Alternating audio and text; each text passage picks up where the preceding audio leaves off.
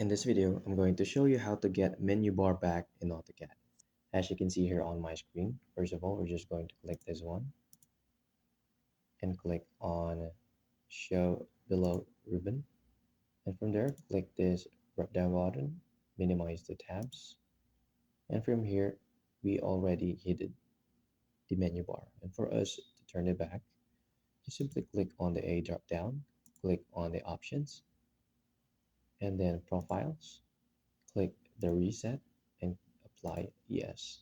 But on this time, we're not going to click here the OK. Just click the cancel. And then after it loads, you can see here that it's not complete. Just simply hit the Control Z button and then wait for the menu bar to be back.